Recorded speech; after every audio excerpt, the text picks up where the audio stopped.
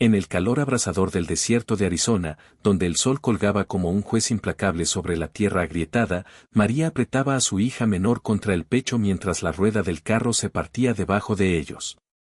El crujido resonó como un disparo, sobresaltando a sus otros 4 hijos de su cansado aturdimiento. El polvo giraba alrededor de sus pies mientras el carro se inclinaba peligrosamente, dejándolos varados a muchas millas del pueblo más cercano.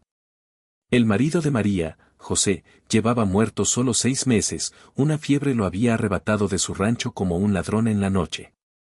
Ahora, con 32 años, ella debía guiar a 5 almas por un mundo que parecía decidido a quebrarlos.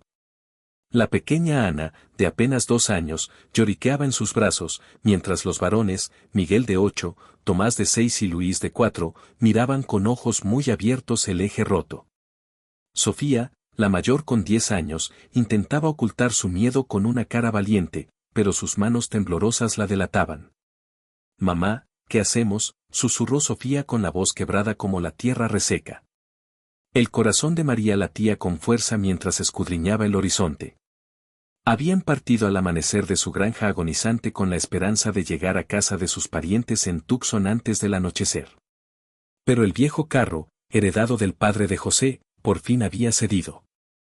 El agua escaseaba, la comida aún más, y los niños ya estaban quemados por el sol y exhaustos. Se arrodilló para examinar el daño, sus manos callosas palpando la madera astillada.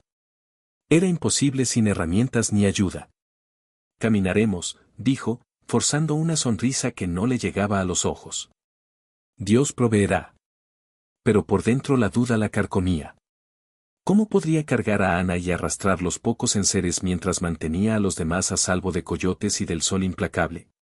Cuando empezaron a caminar con dificultad, María susurró una oración, sus pasos pesados bajo el peso de la viudez. No muy lejos, remolinos de polvo bailaban por la llanura y en medio de ellos cabalgaba una figura solitaria sobre un caballo bayo curtido por el tiempo.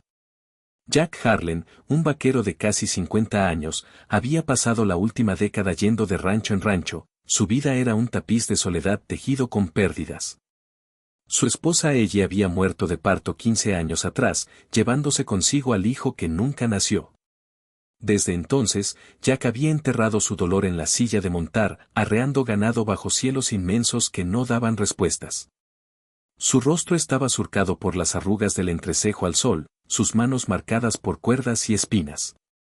Cargaba poco, un petate, una cantimplora y una fotografía desvaída de ella guardada en el bolsillo de la camisa. Aquella mañana había dejado el rancho Double Bar tras una temporada de trabajo, rumbo al sur sin destino fijo. El silencio del desierto le sentaba bien, no preguntaba por el hombre en que se había convertido. Cuando Jack coronó una pequeña loma, divisó el carro inclinado y las pequeñas figuras que se alejaban de él. Al principio creyó que era un espejismo, pero los llantos de los niños llegaron con el viento. Espoleó al caballo y avanzó, su Stetson protegiendo unos ojos que habían visto demasiada dureza. Al acercarse, desmontó, sus botas crujieron sobre la grava. María se quedó paralizada, agrupando a los niños detrás de ella como gallina con sus polluelos. Los desconocidos en estas tierras podían significar problemas, bandidos, vagabundos de malas intenciones. Claro, Jack levantó las manos lentamente, su voz ronca pero amable. «Señora, parece que están en apuros. Me llamo Jack Harlan. No vengo a hacer daño». María lo observó con recelo, el cabello negro empapado de sudor bajo el bonete. El hombre era alto, de hombros anchos, bigote grisáceo y ojos que guardaban una tormenta silenciosa. «Nos arreglamos», respondió, aunque la voz le tembló. Miguel asomó la cabeza, fascinado por el revólver en la cadera del vaquero y el lazo enrollado en la silla. Jack se agachó a la altura de los niños y les ofreció una sonrisa suave. «¿Tienen sed, muchachos? Tengo agua aquí». Descolgó la cantimplora y se la pasó a Sofía, que dudó antes de beber y pasarla a sus hermanos. Ana extendió una manita y el corazón de Jack se retorció, le recordaba al hijo que nunca pudo abrazar. Mientras compartían el agua, María explicó su situación, el carro roto, la larga caminata que les esperaba, el miedo a la noche. Jack escuchaba, asintiendo pensativo. Podía seguir su camino, no les debía nada. Pero algo se removió dentro de él, un destello del hombre que ella había amado, el que creía en segundas oportunidades. «Puedo arreglar ese eje», ofreció. «Tengo herramientas en la alforja. No llevará más de una hora». El alivio de María fue evidente, pero el orgullo la frenaba. «No podemos pagarle, señor. No tenemos más que nuestro agradecimiento». Jack lo descartó con un gesto. «No se trata de pago. Aquí la gente se ayuda». Mientras Jack trabajaba en el carro, martilleando y atando la rueda con tablones improvisados de arbustos cercanos, los niños se agruparon a su alrededor. Tomás, el curioso, lo bombardeó a preguntas: ¿es usted vaquero de verdad? ¿Ha peleado con indios? Jack soltó una risa poco habitual. «Ya no hay indios con quienes pelear, hijo. Solo ganado y coyotes». Tejió relatos de estampidas y noches estrelladas, su voz obrando magia que distraía del hambre. María observaba desde lejos, desempacando la poca comida que tenían, frijoles secos y pan de maíz, para compartirla.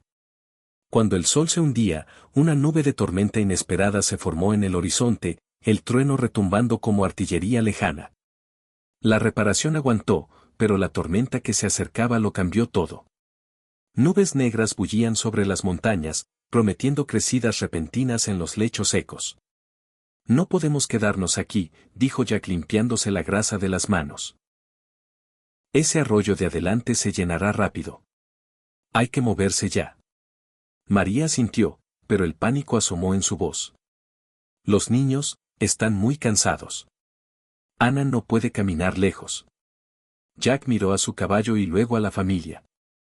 En ese instante le golpeó una revelación profunda: todos esos años había cargado él solo sus propios dolores, huyendo del dolor de la pérdida.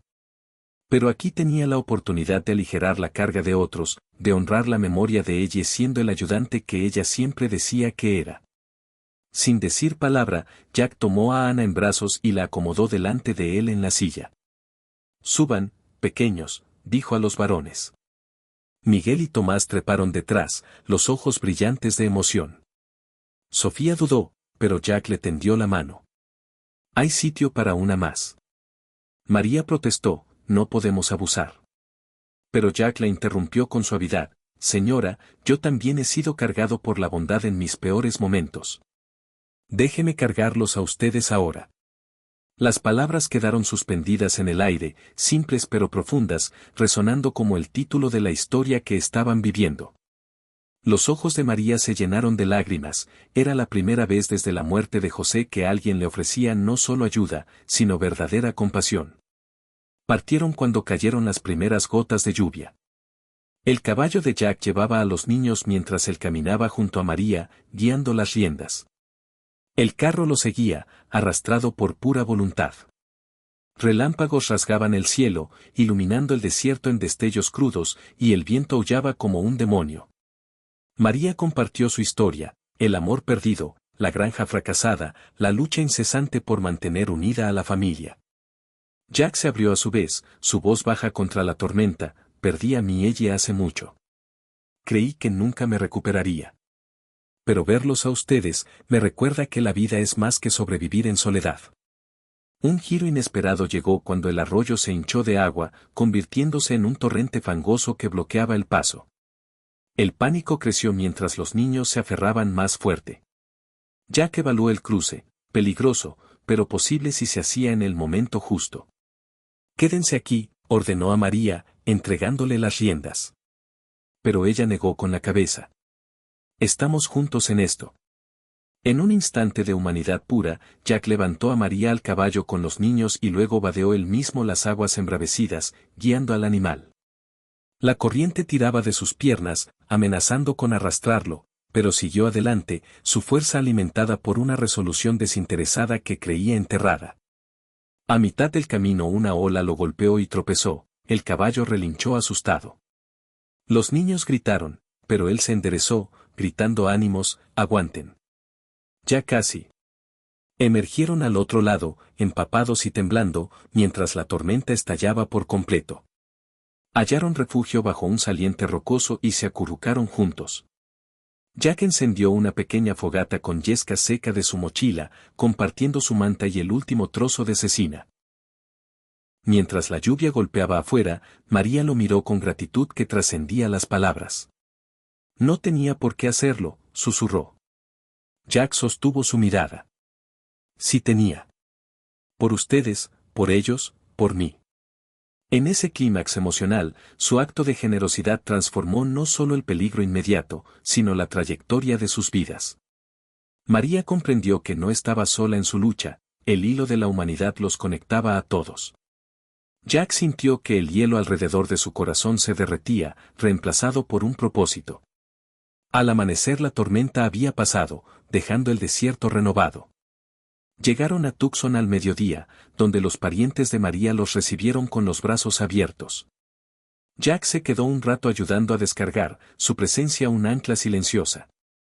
Cuando se dispuso a partir, Sofía tiró de su manga. ¿Volverá, señor Harlan? Él se arrodilló y le puso su sombrero en la cabeza con una sonrisa.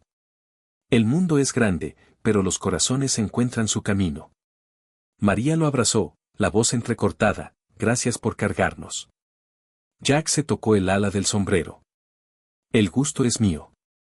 Recuerden, la bondad no es una deuda, es un regalo que sigue dando. Jack cabalgó hacia el ocaso, pero ya no era el mismo vagabundo. Encontró trabajo en un rancho cercano y poco a poco construyó una vida entrelazada con la familia de María.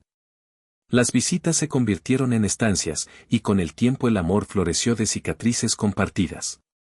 Los niños crecieron contando la historia del vaquero que los salvó, inspirando a otros a actos de desinterés. En un mundo a menudo duro, su historia susurraba una verdad que calienta el corazón, un solo acto de compasión puede tender puentes sobre los abismos más anchos, recordándonos que al cargar a los demás, nos elevamos a nosotros mismos. La esperanza perdura, no en grandes gestos, sino en la fuerza callada del vínculo inquebrantable de la humanidad.